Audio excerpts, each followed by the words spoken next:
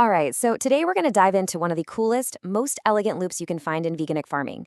We're talking about how to take something most people would just call waste and turn it into a powerful weapon for your garden. It's all about seeing potential where others just see trash. Let's get right into it. Okay, so this quote, it really changes how you look at things, right? You see, in a lot of farming systems, they use stuff like crab shells because they contain chitin. Now, chitin is this amazing compound that basically acts like a vaccine for plants. It triggers their natural immune system. But in a veganic system, the mushroom steps right in to play that exact same role. It's not just food, it's a way to tell your plants, hey, time to armor up. So, before we get to the really cool weapon part, we gotta understand the first process. We're starting off by making something called mushroom amino acid, or MAA for short. Think of it as a super potent, totally plant-based liquid fertilizer. It's the perfect stock-free replacement for some of the more common animal-based stuff out there. And here's a quick side-by-side. You've got your standard fish amino acid on the left, which, yeah, is made from fish parts. But over on the right, that's what we're focused on, mushroom amino acid. The basic idea is the same. You're fermenting a protein source with sugar, but the MMA is 100% stock-free, which makes it an absolute cornerstone for any veganic system. All right, so let's get into how this is actually done. We're going to walk through the standard way to make this amazing liquid fertilizer. And pay close attention because it's the byproduct of this very process that holds our hidden weapon. So, what's the secret? Honestly, you're not going to believe how simple it is. It's a 1-to-1 ratio. Equal parts fresh mushrooms to brown sugar by weight. That's it. That is the key to the whole thing.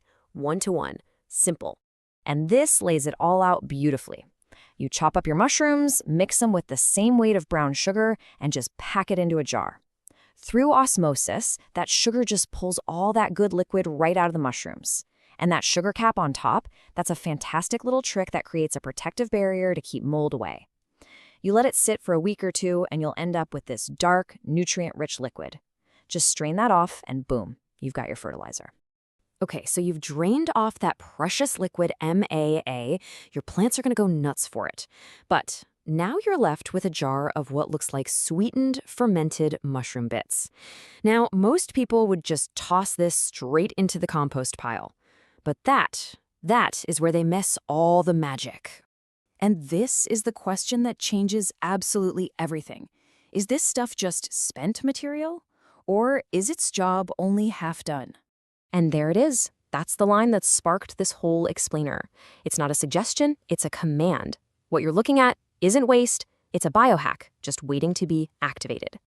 So we really need to shift our perspective here. In a truly closed-loop system, the output from one process is just the input for the next one.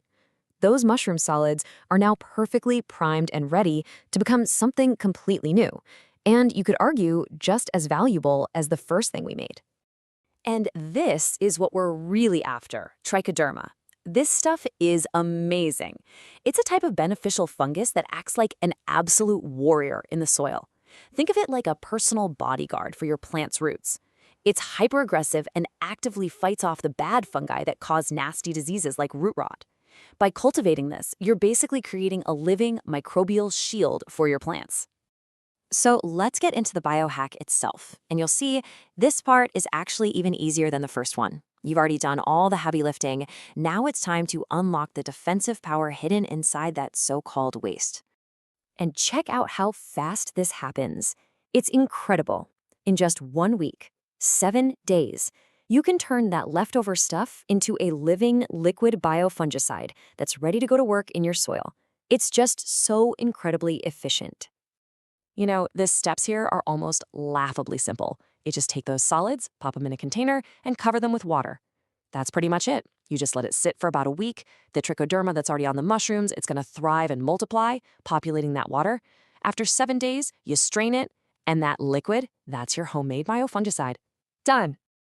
So let's just step back for a second and think about what we've just accomplished. We didn't just recycle a byproduct. No, we've deliberately transformed a waste stream into a powerful defensive weapon for our garden. And the benefits here are just huge.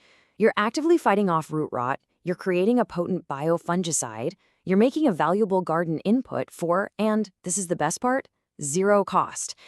And by doing all that, you are perfectly closing the loop on the entire mushroom protocol. Nothing gets wasted. Everything has a purpose. It's a win-win-win. And that right there, that is the core idea.